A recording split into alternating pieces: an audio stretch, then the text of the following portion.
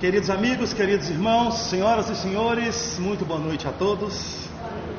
Vamos ainda mais uma vez rogar ao Divino Mestre que nos inspire, nos ampare, nos proteja e nos conduza para que a nossa reunião em torno do seu Evangelho Santíssimo seja uma reunião em que todos os laços de amor e de fraternidade sejam fortalecidos para a glória do seu reino, e que assim seja.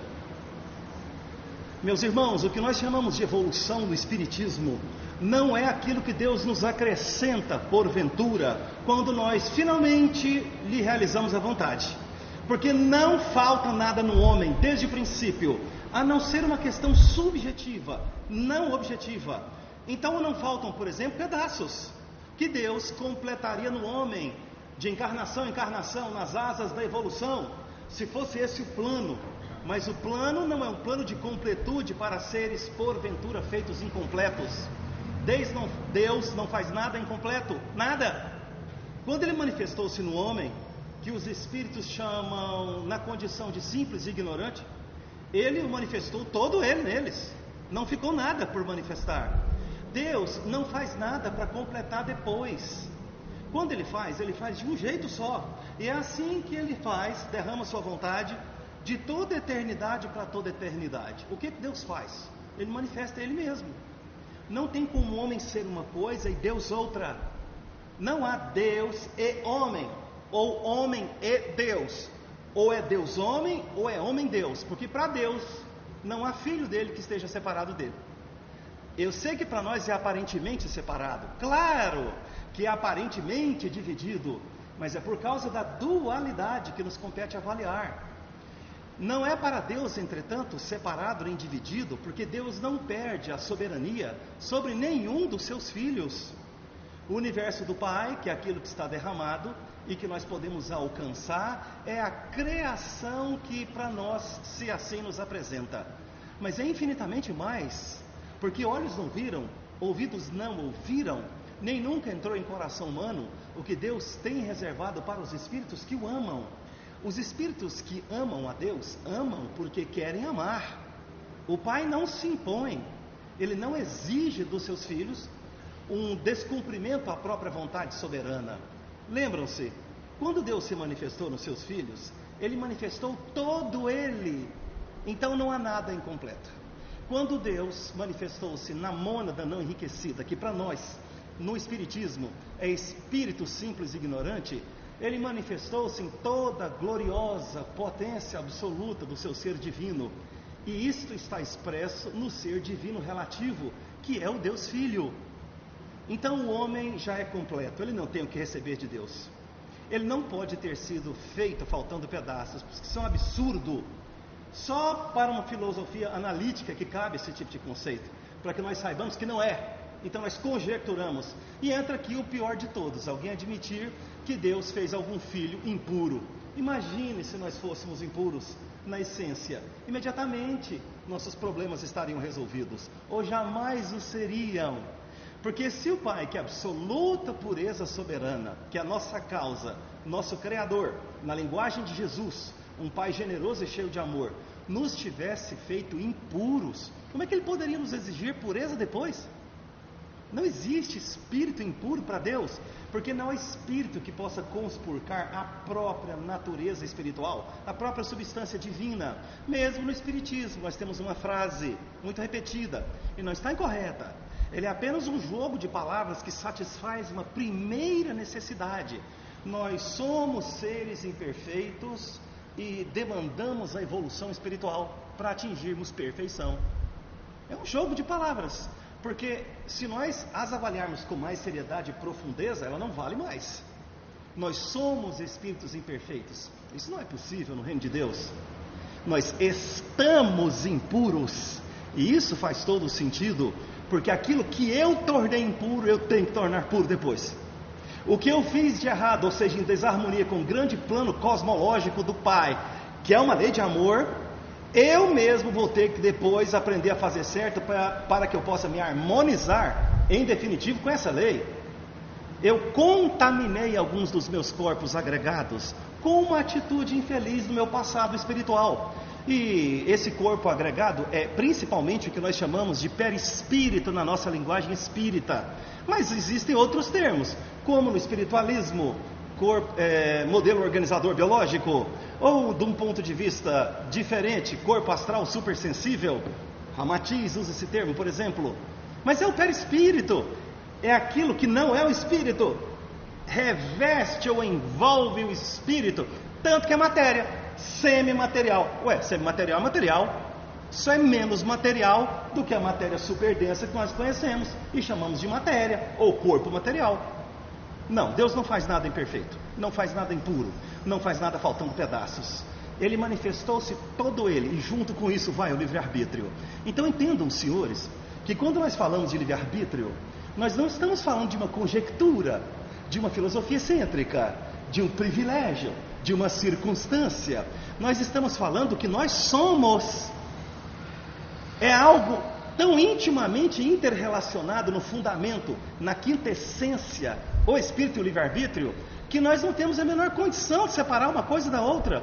Não dá para conceber a ideia de um espírito, que é o princípio inteligente do universo, ou ao pé da letra, o sopro, é isso que significa para nós em português, porque vem do latim, o espírito sem livre-arbítrio. O livre-arbítrio é o que o espírito é. Espírito é livre-arbítrio. Não dá para separar. E o livre-arbítrio sublime espiritual do cristicismo cosmológico de Jesus é que está em análise agora.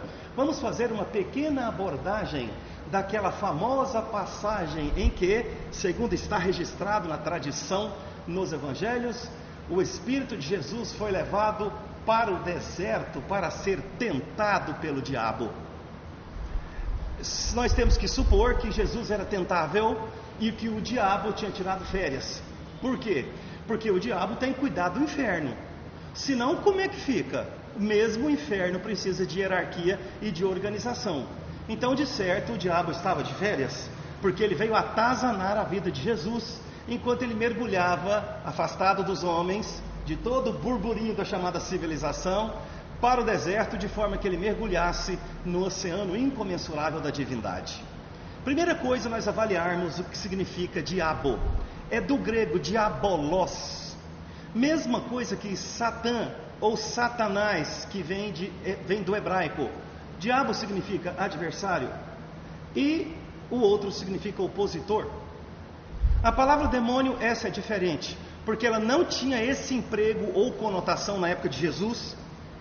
400, 500 anos antes de Jesus, não era essa conotação em Atenas, por exemplo, muito pronunciada pelo chamado filósofo descalço, Sócrates de Atenas, e ela sofreu, esta palavra demônio, deturpação pelo vulgo na sucessão dos séculos.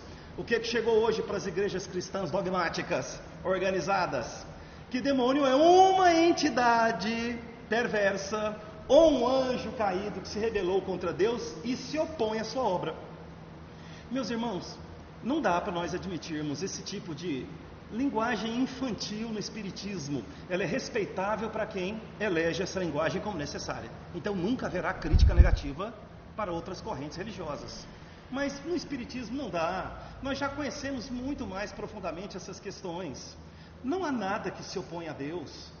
O que Deus faz, pura e simplesmente se cumpre pela sua vontade soberana, por ser Deus. Não podem haver dois deuses, porque Deus já é absoluto. Ele é o todo, Ele é a causa de tudo. Ele é a imanência, ou seja, a viva presença em tudo que Ele derramou. E não há nada que esteja derramado que não seja Deus. Na profunda profundeza, como também em toda a parte exterior, que nos aparenta infinita em primeira análise. Tudo é Deus. Isso nós chamamos de imanência. Vocês já tiveram oportunidade de ir para o interior mesmo, não é pertinho da cidade não, por causa do efeito da luminosidade da cidade, que atrapalharia um pequeno exercício de contemplação do cosmos. Sem chuva, sem poluição e sem burburinho. Tirem 5 minutos no interior para dar uma contemplada no cosmos. Arrumem uma desculpa, quero ver se tem estrela cadente, quero ver se eu acho ursa maior, quero ver se eu acho o Cruzeiro do Sul. É assim que Jesus se referia ao Brasil, ou a região que se transformaria no Brasil, para o anjo Ismael, pátria do Cruzeiro. Parece que há uma relação esotérica, espiritual, estelar entre essa região do planeta Terra e a constelação do Cruzeiro do Sul. Muito interessante. E me respondam se o universo está sendo perturbado por alguma entidade demoníaca e se o cosmos do Pai parou de funcionar. O homem pode bagunçar o quarto dele, ele nunca vai bagunçar a cidade inteira. O homem pode até, em agora outra análise, perturbar uma cidade, ele nunca vai perturbar o país inteiro. Ele pode sujar a pequena parte de um rio, mas o oceano recebe essa poluição generosamente, reconhecidamente, e devolve água pura para a fonte. Na realidade, o homem atua dentro do seu livre-arbítrio relativo, e não há demônio que possa conspurcar um único grau ou ceitil do seu livre-arbítrio espiritual. No seu livre-arbítrio, o homem é absolutamente livre, e somente na intimidade do seu livre-arbítrio. Esse livre-arbítrio é sempre relativo na medida em que nós vamos ascendendo na escala evolutiva e recebendo mais recursos do Pai. Mas não é que o Pai apareceu e deu prêmios. Nós é que manifestamos o que nós somos e revelamos as nossas potencialidades. A isto nós damos o nome de evolução. Então a evolução é atualizar-se na medida em que ele adquire conhecimento da lei, que é o amor, e experiência de relação com o próximo e com a natureza. E ele vai se enriquecendo de novo. Não é porque Deus lhe deu riqueza, mas Deus já se deu todo ele no homem, e o homem apenas tem que adquirir conhecimento do que ele é. Para isso ele tem que fazer algumas coisas, mas não é importante o que ele faz. O que ele faz é efeito, e deve ser efeito daquilo que ele é. Ele precisa aprender a ser bom primeiro, e aí necessariamente transbordar esta verticalidade da mística, que é a bondade, em horizontalidade da ética, que é o amor incondicional a toda e qualquer criatura humana, que nós chamamos nossos irmãos. Isso vai além dos reinos. Amar incondicionalmente o reino animal, o reino vegetal, o reino mineral. Vai ficando absurdo, não vai? Alguém poderia dizer, Emerson, aí já é demais. Amar o cachorrinho eu dou conta, amar as plantas eu entendo, mas amar as pedras... Mas isso é compreensível, meus irmãos. Nós não ainda entendemos a imanência de Deus no reino superdenso, que é o reino mineral. Mas como é que vocês podem conceber que Deus faça alguma coisa morta? Não há nada morto no reino de Deus. Assim se nos parece, a depender do fenômeno biológico. Então, para o nosso assunto, não há espírito que possa se opor ao trabalho de Deus. Não foi o próprio demônio que saiu do inferno, talvez, licença prêmio, ou talvez fosse feriado no inferno, e ele fosse atazanar a vida de Jesus. Não é um espírito ao qual se refere, como sendo hoje alguma igreja cristã, demônio, porque o radical daimon, que dá hoje a entender o que é a palavra demônio em português, significa espírito qualquer, bom ou mau. Quando Jesus foi resolver um problema que estava na mente dele pelo Cristo cosmológico, de resolver uma problemática de obsessão, ele precisava que as pessoas de alguma forma entendessem o que estava acontecendo. Então ele deixou que um pequeno diálogo fosse travado, mas nunca caiam senhores na ideia de que Jesus vai brigar com o espírito trevoso. Imagine, ele pura e simplesmente põe o olhar, a luz, a vontade, o amor dele lá e está tudo resolvido. Então ele deixou que o espírito reagisse. Lembram-se, ele vinha sozinho. Esse é um símbolo poderoso. Ninguém faz o que ele faz, por isso que ele vinha sozinho. Vamos um dia fazer, mas naquela época ninguém na terra podia fazer o que ele fazia. E ele vinha sozinho, e só dele começar a aproximar, os obsessores começaram a entrar em polvorosa.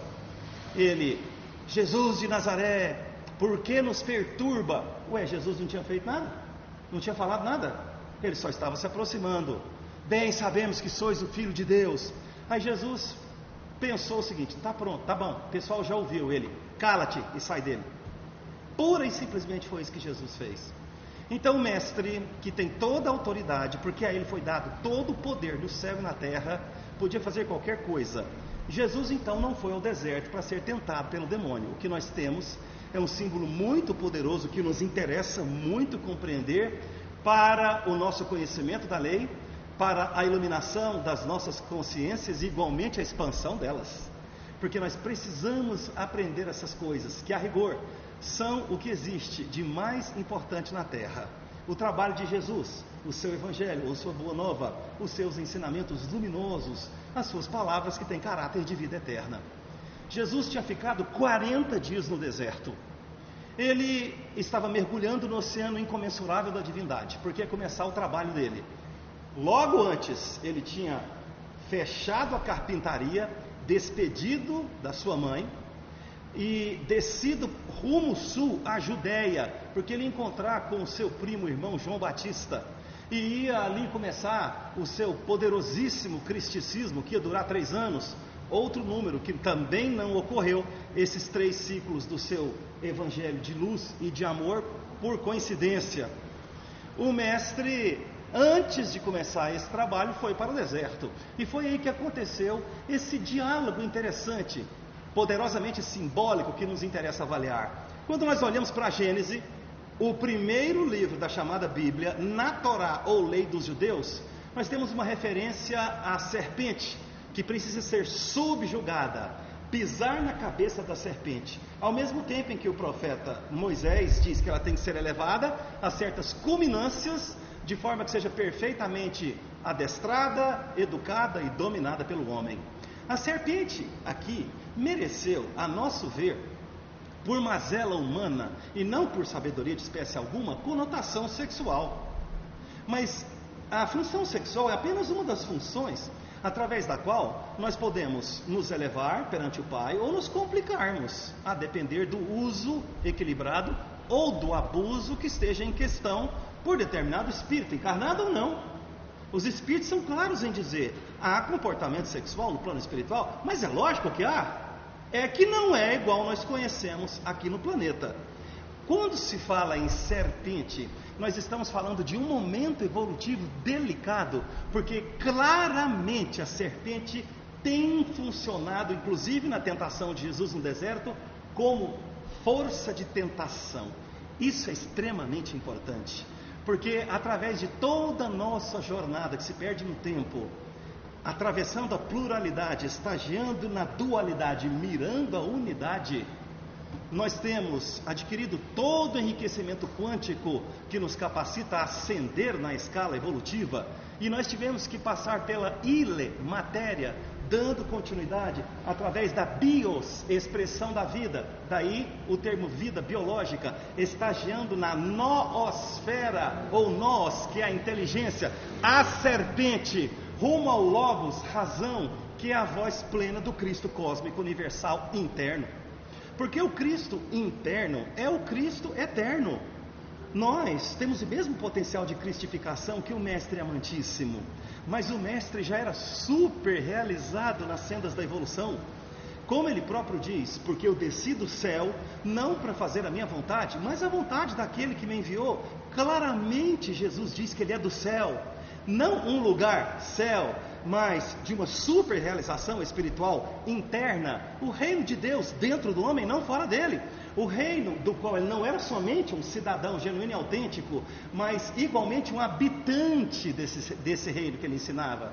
Então aqui estava o Mestre Jesus de Nazaré, na Palestina do primeiro século, explicando que nós deveríamos nos regozijar de verdade. Agora é momento de alegria, porque é-vos anunciado o reino de Deus. Ao mesmo tempo em que ele já tinha realizado este reino plenamente nele. Então Jesus não estava na terra para aprender nada. Não há espírito que venha de uma instituição superior para poder aprender alguma coisa com os alunos do jardim de infância. Os alunos não têm o que ensinar, eles só têm que se beneficiar. E era um momento delicadíssimo, porque o Sermão da Montanha em particular foi o momento em que o nosso planeta mais viu luz. Nunca o nosso planeta tinha visto tanta luz.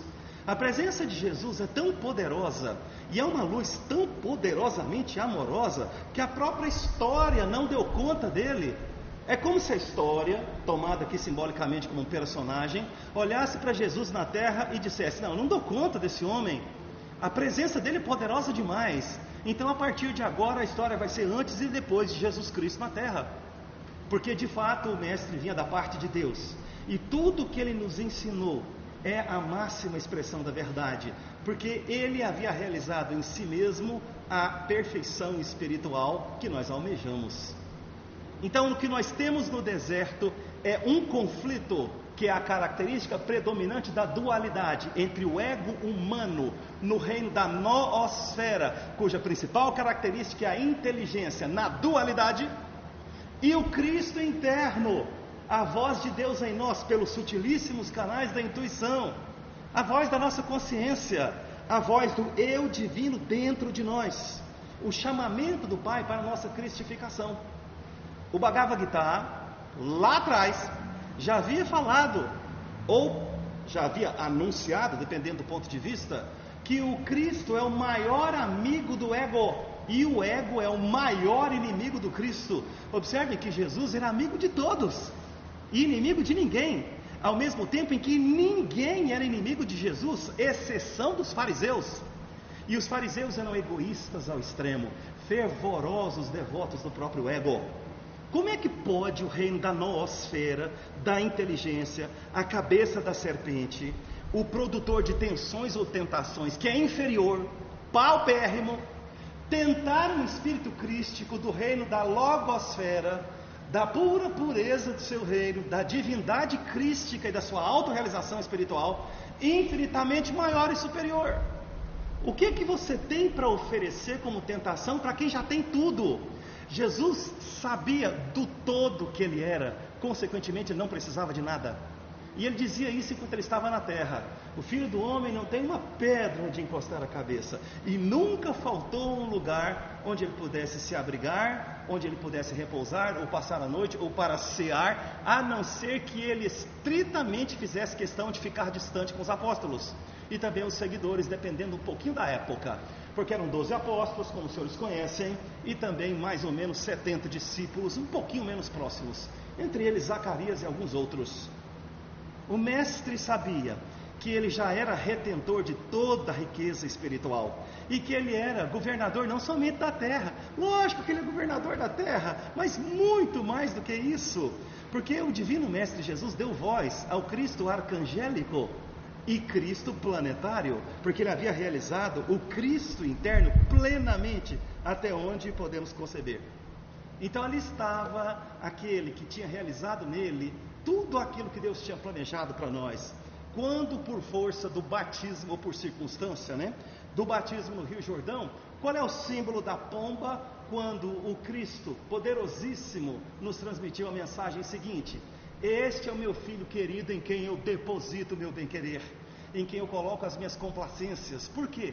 Porque pela própria vontade amorosa, ele havia se entregado completamente à vontade amorosa do Pai. E é esse o plano. Quando nós falamos evolução, é isso. Nós temos que alinhar a nossa vontade pela nossa própria vontade, e não pelas circunstâncias, não porque alguém falou, não porque a gente leu em algum lugar, com a vontade do Pai, que é a nossa própria essência, onde no seu livre-arbítrio absoluto, ele, e únicas e somente ele, poderia nos ter dado o livre-arbítrio relativo. Se você não quer evoluir, não evolui. Se você não quer aprender, não aprende. E nem Jesus pode te obrigar a aprender, porque nem Jesus tem o poder de desrespeitar a lei. Mas é lógico que ele não quer fazer isso. O que nós temos é um diálogo muito poderoso. Rapidamente avaliemos. Eu sei que nós temos pouco tempo, mas também não temos nenhuma condição de falar sobre um assunto tão complexo, com 30 e poucos minutos. É uma proposta para que talvez desenvolvamos em outra circunstância. O diabo se aproximou de Jesus. Agora nós sabemos que é a inteligência, que é o ego, produtor de tensões ou tentações, e disse para ele: se você é o Filho de Deus, transforme essa pedra em pão. O que é a máxima realização espiritual do ego? O máximo prazer, o máximo conforto, enfim, o máximo acesso à tecnologia e tudo aquilo que lhe puder proporcionar bons descansos. No Evangelho nós temos um que queria descansar mais, e Jesus disse para ele que ele era louco, e que talvez aquela noite mesmo lhe seria pedido a sua alma. São palavras muito duras, porque a questão é bastante grave.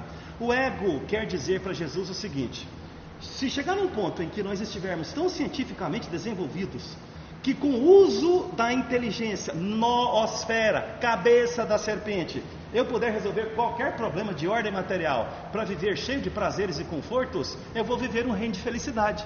Porque o ego no aquém não entende e não se interessa por nada do espírito no além. E Jesus era cidadão do além. super realizado, mestre de si mesmo e, consequentemente, senhor de muitos. O que Jesus disse para ele? Ó inteligência paupérrima, ó produtor de tentações, ó espírito imundo, nem só de pão vive um homem. Essa primeira parte é eu que estou dizendo, hein? Deixar bem claro que nós estamos comentando de maneira livre. Não foi Jesus que disse isso, ele entrou direto, nem só de pão vive o homem, mas de cada palavra que vem da boca de Deus. O que Jesus está dizendo para a noosfera? Paupérrima, você não sabe que riqueza não é isso? Você não sabe que o próprio trabalho é uma bênção?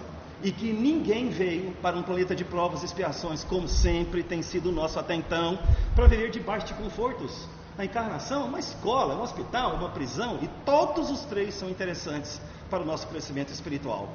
Então ele muda de estratégia. Não, então você é poderoso, você é o filho de Deus, pula aqui do penhasco. Devia ter alguma altura ali onde eles estavam, né? Ou pelo menos onde Jesus estava. E Deus vai te salvar, você é filho de Deus. E Jesus disse para ele o seguinte: você não entende como é que funciona a vontade do Pai. Você não precisa dizer para Deus como Ele deve fazer, porque do jeito que Ele fez, não há nada para ser corrigido. Já é tudo absolutamente perfeito. E então Jesus disse para ele: não tentarás o Senhor teu Deus. Você não dirá para Deus como é que Ele deve fazer? Se eu provocar Deus com os meus caprichos, para que Deus porventura reaja e me atenda às vontades infantis, eu vou ter uma maneira então de controlar Deus. Mas isso é absurdo. Aí o diabo passa para o último recurso e para a máxima tentação, que é o máximo que ele consegue entender. Não há quem. Vejam, o ego não tem idoneidade para suplantar os limites da matéria. Ele só vai pensar em reino de Deus, felicidade aqui na terra. E não era muito diferente do que pensavam os hebreus de Moisés. E ele mostra uma espécie de reino poderoso, cheio de desenvolvimento tecnológico para a época, com seus prédios, construções, seus grandes recursos, comida em profusão, um grande exército, um povo sustentando tudo isso, idolatrando um rei. Mostrou tudo isso para ele e disse o seguinte: se vos prostrardes e ajoelhardes diante de mim e me adorares, tudo isso aí será teu. Ou seja, a inteligência, que é pobre, não há quem, quer submeter a nossa cristicidade, a nossa intuição, a nossa espiritualidade no além, porque ele não consegue fazer um movimento contrário. Então ele quer conspurcar as coisas divinas, ele quer que elas sejam rebaixadas para o que ele entende e quer subjugá-las, como se a inteligência pudesse nos dar felicidade. E é claro que Jesus não ia aceitar nada daquilo. E é claro que ele respondeu para eles que somente a Deus é que nós devemos prestar culto, nunca ao ego humano, e que só se deve servir a Deus, e não há outro Senhor a que se deva servir senão Deus. E aí nos diz a tradição que o diabo cansou das suas tentações. Não é que ele cansou, acabaram. O que mais queria oferecer? Ele não conhecia nada além disso e foi embora. E Jesus saiu do deserto e foi visto pelos homens. E viu que João Batista estava próximo com 2 dos seus seguidores, porque vários seguiam João Batista antes que Jesus chegasse. E Jesus nomeou 2 discípulos, e foi quando João Batista olhou para Jesus e disse: eis o vosso novo rabi, ou rabino, dependendo da tradução. Em aramaico significa meu mestre. Ele é o Cordeiro de Deus, aquele que ele havia dito: não sou digno nem de lhe abotoar as sandálias. Ele reconhecia, não tem como eu me comparar com um espírito tão elevado. E depois Jesus, que só dizia a verdade, se referiu a João Batista: não há filho de mulher neste mundo que tenha sido maior do que João Batista, mas no reino de Deus ele é o último. Vocês estão vendo? Qual é o reino de Deus? O reino que Jesus conhece. Um reino de indizível felicidade, em uma dimensão suprema, onde é tudo amor, tudo beleza, tudo pureza e tudo perfeição. É um absurdo do ponto de vista apenas do invólucro material da parábola, que é o símbolo material através do qual Jesus se expressou, nós interpretarmos que algum diabo tenha algo a oferecer para tentar Jesus. A tentação é do ego personal. Ele é que tem taras, necessidades, picuinhas, caprichos. E porventura, tão de olho ele fica nesses caprichos, que se alguém se lhes oferece, ele fica todo ouriçado, ele se sente tentado. O mestre sabia que isso era necessário. Noosfera, fase dual, dualidade. Ele nunca disse, olha, a riqueza é ruim, fuja das riquezas. Ele nunca disse, a tentação é ruim, fuja das tentações. O que o mestre disse? O problema todo é cair em tentação. Se a inteligência te propõe algo que está em contradição com a voz do seu eu interior, a escolha do seu livre-arbítrio, escolha caminhar com Deus. Se todos estão praticando o mal, não passou a ser o bem. Escolha praticar o bem, escolha ser bom, porque a bondade é algo que está escrito no universo, porque é causal com relação a todas essas coisas. A bondade verdadeira, ou o bem, é sempre o bem, mesmo que ninguém esteja praticando. E o mal é sempre o mal, mesmo que todos porventura estejam praticando. Não há tentação possível para um espírito que já é tudo e por isso não precisa de nada. Mas nós somos tentáveis. E o mestre quis nos lembrar desse conflito na fase dual que todos haveremos de superar entre o nosso egoísmo telúrico e o nosso cristicismo espiritual. O reino de Deus dentro do homem e nunca fora dele é o reino ao qual Jesus se referia. O reino de Deus dentro do homem é o eu divino da nossa alma, que governa o ego humano da nossa mente, do nosso coração, das nossas almas, do nosso ego físico, emocional e mental, e que deve governar todas as nossas forças. O nosso ego tem que ser submetido ao nosso eu, pela potência criadora do nosso livre-arbítrio espiritual. É isso que é pisar na cabeça da serpente. E quando nós nos elevamos ao ponto de termos dominado toda má inclinação, acessando todo o conflito existencial e tendo superado toda necessidade ao capricho egóico, aí nós teremos elevado a serpente ígnea às culminâncias onde ela tem que ceder. Porque perante o amor até a matemática tem que ajoelhar-se. O amor é causal com relação a tudo aquilo que nós entendemos como fenômeno ou como postulado. O amor é a lei, não é uma das leis. Observem, se eu sentir que eu tenho amor e eu dividir amor, ele não diminui, ele se multiplica. Se eu tentar dividir o amor que eu tenho com todos os meus irmãos, ao invés de eu me esvaziar de amor, eu me sinto cada vez mais preenchido de amor. A matemática não vale, porque a matemática é funcional. Ela é uma espécie de regra, né, da maneira com que Deus escolheu fazer esse universo aqui. Mas para um espírito puríssimo, como o espírito de Jesus Cristo, nada dessas coisas materiais são tentação. Ele disse isso para os fariseus no templo, logo antes, né, de ser entregue à perversidade de tantos. Vocês são deste mundo, eu não sou deste mundo. Vocês são de baixo, eu sou de cima. Então não tem mais como haver dúvidas. Nós ainda sofremos tentação, mas nos lembremos de que é o nosso eu divino que deve nos governar, para que nós possamos estar sempre bem, para que nós possamos trilhar de maneira inequívoca as sendas da nossa autolibertação espiritual, e para que nós possamos nos descobrir o quanto antes verdadeiramente felizes. Muita paz a todos os senhores, Deus os abençoe.